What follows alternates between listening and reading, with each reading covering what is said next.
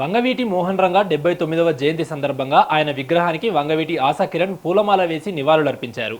రంగాగారి సేవలు, నాయకత్వం, త్యాగాన్ని గుర్తు చేసుకుంటూ రాష్ట్ర వ్యాప్తంగా అభిమానులు ఆయన జయంతిని ఘనంగా జరుపుకుంటున్నారని వంగవీటి ఆశాకిరణ్ తెలిపారు. వంగవీటి రంగాగారి పేరును ఒక జిల్లాకు పెట్టాలని ఆమె అన్నారు.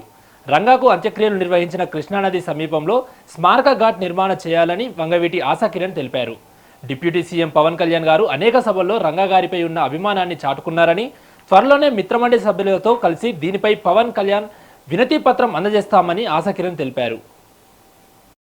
నేడు స్వర్గీయ వంగవీటి మోహన్ రంగా గారి 79వ జయంతి. ఈ సందర్భంగా రంగా గారి అభిమానులు కృష్ణలంకలో చాలా ఘనంగా ఆయన పుట్టినరోజు వేడుకలు చేస్తున్నారు. వాళ్ళతో పాల్గొనడం నాకు చాలా ఆనందంగా ఉంది. ఆయన ఆశయాల్ని ముందుకు తీసుకెళ్తూ ప్రతి అభిమాని సర్వశక్తుల ప్రయత్నం చేస్తాము, మా ప్రాణం కూడా ఇస్తాము. ప్రజల కోసమే ఆయన జీవితం అర్పించారు. అదే ఆయన అభిమానులకు చెప్తున్నాను, అదే దిశగా వెళ్ళండి. ప్రజాసేవ కోసం, మంచి కోసం పాటుపడండి. ఆయన అభిమానులని చెప్పి గర్వంగా చెప్పుకోండి. ఇదే నేను వాళ్ళకి ఇచ్చే సందేశం. అలాగే ఇవాళ కృష్ణలంక అభిమానులందరూ ఇంత బ్రహ్మాండంగా చేసినందుకు అందరికీ నేను ధన్యవాదాలు తెలియజేస్తున్నాను.